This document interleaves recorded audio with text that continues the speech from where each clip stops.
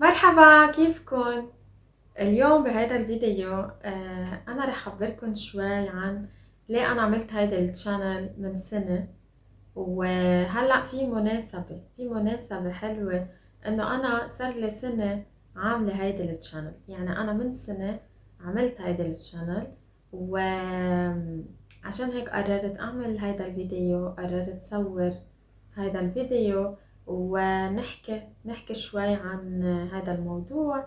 بس بهذا الفيديو اليوم أنا ما رح أحكي بهيدي الطريقة السهلة والبطيئة يلي بعرف إنه أنتو بتحبوها. يعني أنا كل الأشخاص أو كل الناس يلي بيسمعوني دايما بيقولوا لي إنه نحنا كتير بنحب طريقة يلي أنت بتحكي فيها، لأنه بتحكي بطريقة كتير سهلة و يعني مش سريعة أكيد. ونحنا دايما بنفهم 90% أو أكتر من كل شي. فبعرف إنه أنتوا بتحبوا هذا الشي، بس اليوم لازم أقولكن إنه أنا بحياتي اليومية كل يوم مع أهلي مع أصحابي ما بحكي بهيدي الطريقة. يعني ما بحكي أنا هالقد على مهلي. اوكي، انا بعمل هيدا الشي كرمالكن، كرمال انتو تقدروا تفهموا، اوكي، وتقدروا تسمعوا كل الكلمات. بس اليوم قررت انه احكي بطريقة طبيعية، يعني مثل ما انا بحكي بحياتي اليومية كل يوم. فاكيد رح تحسوا انه في فرق، او رح تحسوا انه هذا الفيديو صعب شوي. بس مش مشكلة، انتو لازم كمان تسمعوا من وقت لوقت شي جديد. واكيد انه رح تتعلموا كلمات جديدة، واكيد رح تستفيدوا. اوكي، ف يلا، جاهزين؟ خلينا نبلش.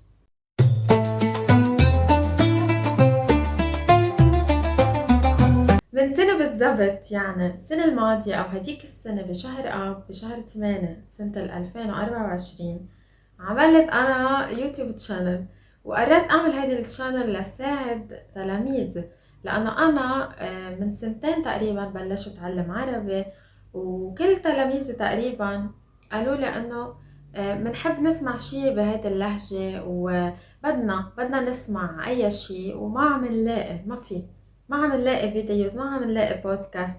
هلا هو في، اكيد في، بس ما في كتير، ويمكن ما في كتير باللهجة اللبنانية. اكترية هيدول البودكاست هن باللهجة السورية او الاردنية او الفلسطينية. فقلت ليش ما انا بعمل هيدا الشي، ليش لا؟ يعني انا مش هدفي انه انا انشهر، او مش هدفي انه انا اكون مشهورة على اليوتيوب وكل الناس تعرفني. لا، انا فكرت اعمل هيدا الشي لساعد تلاميذي، وبنفس الوقت حبيت اعمل شي جديد. يعني هيدي تجربة جديدة لإلي، ولا مرة بحياتي انا عاملة هيك شي. ولا مرة انا مجربة اعمل هيك شي، يعني ولا مرة جربت صور فيديو او هيك احكي عن اي شي وانشر هذا الفيديو على السوشيال ميديا. ما بحب، او ما كنت حب. فعشان هيك بلشت، وقلت لحالي انه انا رح اعمل هذا المشروع ورح كفي بهذا المشروع لمدة سنة، ورح شوف بعد سنة اذا نجح هذا المشروع. يعني اذا مشي هذا المشروع انا رح كفي فيه، واذا ما مشي او اذا ما نجح انا رح وقف. والحمد لله انه نجح. و يعني في ناس كتير عم تحضرني او عم تسمعني، عم تتابعني او عم تنطر الفيديوز والبودكاست. و... وانا بعرف انه في كتير ناس عم تستفيد، عم تتعلم بهيدي الطريقة. وانا عملت هيدا الشي لانه عن جد انا بحس انه هاي الطريقة كتير مفيدة. وانا شخصيا لانه انا استعملت هيدي الطريقة لما انا تعلمت روسي، وانا بعدنا عم بتعلم روسي. وانا لما اسمع شي بالروسي كتير بحس انه بتعلم كلمات، بحفظ كيف لازم الفظ هدول الكلمات، والطريقة يلي لازم احكي فيها بالنسبة لإلي هالطريقة كتير حلوة، مع اشياء تانية اكيد مش بس لحالها. فعشان هيك قلت بجرب، هات لجرب وبنشوف شو بيصير. فمن بعد ما عملت هيدي التشانل تعرفت على كتير ناس جديدة، وهيدا الشي عن جد ابدا ما كنت متوقعة انه يصير. ومش بس تعرفت على ناس جديدة، يعني في كتير ناس بلشوا يدرسوا معي عربي، بلشوا يتعلموا، أو بس يعني بلشوا ياخدوا دروس معي عربي من ورا التشانل، يعني بسبب التشانل، أو هن شافوا التشانل، شافوني وحكوا معي وقالوا لي انه بدنا ندرس معك، بدنا نتعلم معك. وفي كتير كمان هن اوريدي بيحكوا كتير منيح عربي، بس بدهم حدا يحكوا معه. فانا يعني يمكن انا ما عم علمهم شي، بس انا عم بحكي معهم، او بالاحرى انا عم بسمع لهم وهن عم يحكوا، لانه هن بحسوا، يمكن ما بحسوا حالهم مرتاحين لما يحكوا مع اهلهم، مع عائلتهم، فما بيحبوا يعملوا هيدا الشيء، بفضلوا انه يحكوا مع استاذ. ولما يوصلوا لوقت يحسوا انه هن عم بيحكوا كتير منيح بدون اغلاط، ساعتها بيقدروا يحكوا مع مين ما بدهم. اوكي، في عندي هيك كمان تلاميذ، عن جد ابدا ما كنت متوقعة هيدا الشيء، و... و... ومبسوطة، كتير مبسوطة. وأنا يعني حبيت خبركن إنه عن جد لازم الواحد من وقت لوقت يجرب شي جديد، حتى لو هو مش عارف شو رح يصير. يعني أنا لما بلشت أو لما أخدت هيدي الخطوة ما كنت عارفة شو رح يصير بعدين، ف... وما كان عندي يعني توقعات. أوكي، فقلت بعمل هيدا الشي وبشوف. اوكي، وهذا اللي صار، هذا اللي صار. لازم اخبركم انه انا قبل ما بلش هيدي الشانل كنت مترددة شوي، يعني بيني وبين حالي كنت عم اقول انه بعمل هالشانل او ما بعملها، انه هيدي فكرة حلوة او لا، بعملها او بلاها. ف كنت مترددة. ليش؟ لانه انا بالاساس انا مش معلمة، وانا كنت اشتغل شي تاني، وانا درست بالجامعة مختبر. يعني انا كنت اشتغل بمختبر دم، يعني انا كنت اشتغل بمستشفى وبقسم المختبر، واشتغلت 10 سنين بهذا المستشفى. آه، لازم اعمل فيديو خصوصي عن هذا الموضوع، موضوع طويل. بس بعد 10 سنين يعني بنفس الشغل لقيت حالي مش كتير مبسوطة، مش كتير مرتاحة، عم بعمل شي أنا يمكن مش كتير بحبه. وقررت إنه أفل، قررت أترك الشغل. كانت خطوة كتير صعبة، لأنه كمان ما كنت عارفة شو رح يصير. بس قلت ما بدي أعيش كل حياتي خايفانة إنه يمكن ما لاقي شغل، يمكن افشل، يمكن يصير ما بعرف يبطل معي مصاري. ما كان بدي اعيش حياتي بهيدي الطريقة.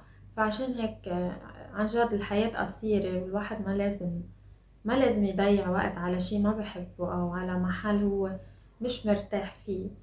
فعشان هيك تركت. وبعد ما تركت بلشت اتعلم بالصدفة، بلشت اتعلم اونلاين. ولما بلشت اتعلم اجتني هيدي الفكرة انه اعمل هيدي الشانل للتلاميذ. اوكي، وهيك صار. ف ومن سنة لهلا اشياء كتير تغيرت، يعني انا تعلمت اشياء كتير جديدة، و... وانا مبسوطة انه عملت هيدي الخطوة. لانه لو انا كنت بعدني بهيداك الشغل، لو انا كنت بعدني عم بشتغل بالمستشفى، كنت بعدني محلي. يعني انا فليت او تركت الشغل لانه وصلت لمرحلة حسيت انه انا ما عم بتعلم شي جديد، وانا وقفت محلي وما بقى عم قرب لقدام. يعني ما بقى عم بتطور، ما في شي جديد عم بيصير، كل يوم عم بعمل نفس الاشياء، عم شوف نفس الاشخاص، عم اشتغل نفس الشغل. أنا بعرف إنه هيدا جزء من الحياة، يعني بالنهاية كل شغل فيه روتين. بس كمان الواحد إذا حس حاله مش مرتاح، إذا حس حاله عم بيشتغل شي مش ما بحبه، مش غلط إنه يجرب يشتغل شي تاني. أكيد أنا هلأ بزعل إنه أنا درست 4 سنين بالجامعة شي، وهلأ أنا ما عم بستعمله بحياتي، يعني ما عم بستفيد منه. درست وما بدي اقول على الفاضي، ما بدي اقول درست على الفاضي، بس انه انا ممكن درست شي ما كان لازم ادرسه. انا بحب هالاختصاص، مش لا يعني اختصاص المختبر يلي درسته، بس للأسف يعني ظروف الشغل هون، ظروف المهنة مش كتير حلوة، خاصة للمرة يعني أو للصبية. ما بعرف، الشغل كتير متعب. كنت أرجع دايما كتير تعبانة على البيت، وعندي أشياء تانية لازم أعملها بالبيت، يعني مثل كل صبية أو مثل كل أم، مثل كل مرة. فإيه، هيدا اللي صار. وشو كمان بدي أخبركم بعد؟ عن جد بالنهاية الحياة تجربة، والواحد لازم يجرب دايما اشياء جديدة، لانه ما بيعرف. اذا ما جرب ما رح يعرف. اذا انا ما جربت اشتغل هيدا الشي، ما رح اعرف اذا انا رح احبه او ما رح احبه، اذا انا رح كون يعني رح اقدر انجح بهيدا المجال او لا. وفعلا يعني انا لو ما انا عملت هيدا الشي، ما بحياتي كنت رح اعرف انه انا بحب اعلم هيدا اللغة. عن جد كل شي صار بالصدفة، بس انا اكتشفت هيدا الشي بالصدفة. فعشان هيك انا كمان بشجعكم، يعني اذا فيكن جربوا من وقت لوقت تعملوا شي جديد. واذا انتم مش مبسوطين بشغلكن او بالشي اللي انتم عم تعملوه، مش غلط انه تاخدوا مثل بريك او تاخدوا فترة ترتاحوا تفكروا شو بدكن تعملوا. لانه عن جد يعني مش كل شي المصاري، او اذا الواحد عن جد مش مرتاح بشغله، ما بعرف، ما لازم يبقى فيه، ما لازم يبقى فيه. ما بعرف، هلا بعرف انه مش كل الناس بيقدروا يعملوا هيدا الشي، انه عن جد هيدا الشي مش سهل وخطوة كتير صعبة. بس كل شي ممكن، كل شي ممكن. واذا انتو بدكن، اذا انتو بدكن شي معين تقدروا تعملوه، تقدروا تعملوه، فيكن تلاقوا طريقة، فيكن تلاقوا طريقة لتعملوا هيدا الشي. ف وكمان على الأرجح لازم أخبركم كمان إنه أنا إنه ليش بعد 10 سنين بالشغل القديم، ليش بعد 10 سنين مش قبل قررت أعمل هيدا الشي. هلا قبل ما كان في أترك، ما كان في أترك، كنت بحاجة لمصاري أكتر وكنت أصغر. يعني كنت حس إنه أنا بقدر أشتغل كل حياتي أو هذا الشغل، كنت مبسوطة. يعني بالفترة الأولى كنت مرتاحة، كنت عم بتعلم أشياء جديدة، عم بتطور. بعدين حسيت إنه ما في شي تاني عم بيصير، ما في شي جديد عم بيصير، وكل شي صار كتير بشع يعني مع الوقت. الروتين، الشغل، الدوام، الناس. فهذا اللي صار. عشان هيك في شغل كتير مهمة، انه انا صار معي كمان هيدا الشي بعد عمر ال30. يعني لما صار عمري 30 سنة عن جد تغير تفكيري، او بلشت افكر بطريقة مختلفة. انه انا عن جد انا شو بدي. يعني انا بعترف لكم انه انا من عمر يمكن 16 سنة لعمر 30 سنة انا كنت ما عارفة شو بدي. يعني عايشة حياتي كل يوم ضايعة ما عارفة شو بدي. صح انه انا نجحت يعني نوعا ما، يعني نجحت هون كيف بدي اقول، من وجهة نظر المجتمع انه انا نجحت. شو يعني نجحت؟ يعني خلصت مدرسة، رحت على الجامعة، تخرجت من الجامعة ولقيت شغل، اشتغلت، اخدت خبرة، طلعت مصاري. بالنسبة للمجتمع انه انا ناجحة، بس انا بالنسبة لإلي وصلت لوقت حسيت انه انا عم بعمل الشي يلي المجتمع بده اياه مني، بس ما عم بعمل الشي يلي انا بدي اياه. عشان هيك بلشت افكر هيك من بعد عمر 30. حسيت انه الوقت عم يمرق بسرعة، وانا ما رح ضل صغيرة او ما رح يضل عندي طاقة كل حياتي. ما بعرف. او يمكن بعد 10 سنين اذا انا هلأ بعمر 30 حاسة بالخوف، الخوف انه انا ما بدي اترك الشغل، يعني اكيد بعمر 40 رح احس بهيدا الخوف اكتر. لانه بعمر 40 كل شي رح يصير اصعب، انا ما رح اقدر اتعلم اعمل شي جديد، او يمكن ما لاقي شغل بسهولة. في كتير ناس بتفضل انه توظف اشخاص صغار، يعني صغار بالعمر، توظف شباب. يعني كتير قليل ما نشوف حدا عمره 40 سنة عم يتوظف بمحل جديد، الا اذا كان يعني عنده خبرة كتير مهمة او بيشتغل شي حر يعني لحاله. ما بعرف، في اكيد، بس انه مش مثل الصغير، يعني مش مثل الشاب او الصبية. ايه، فعشان هيك انا كنت اسمع انه بعد عمر 30 في اشياء كتير بتتغير بالانسان، يعني نفسيا وجسديا يعني من جوا ومن برا، وفعلا عن جد حسيت انا بهيدا الشي. وهيك بعد ال30 بلشت فكر انا شو عم بعمل. بلشت عن جد انه فتش على الاجوبة لكل الاسئلة يلي كانت موجودة براسي من انا وعمري 16 سنة لا ل30. انا مين، شو بدي من هالحياة، انا شو بحب، انا شو بدي اعمل، كيف بدي اعيش حياتي. وبعدني لهلا ما بعرف، بس على القليلة انا اخدت خطوة لقدام. يعني على القليلة انا صرت اعرف شو الشي اللي انا ما بدي اياه، شو الشي اللي انا ما بدي اعمله، وبلشت من هون. الشي اللي ما بدي اعمله تركته، وبلشت جرب اشياء جديد. يعني اذا ما بعمل هيك ما رح اعرف انا شو بدي. ف ان شاء الله تكونوا بعدكم معي، ان شاء الله تكونوا بعدكم عم تسمعوا وعم تفهموا او عم بتحاولوا تفهموا. اوكي، ما رح احكي شي تاني. يعني هذا كان كل شي باختصار.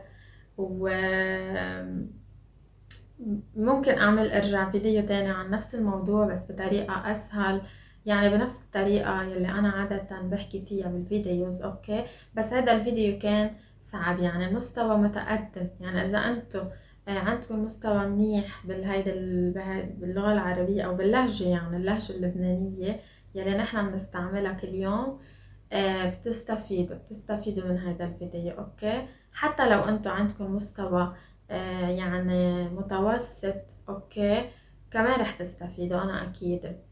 وقبل ما اروح بدي اقول بس ميرسي لإلكن، وميرسي انه عم تحضروني وتسمعوني، ومبسوطة كتير انه عم تستفيدوا من كل شي انا عم بحضره.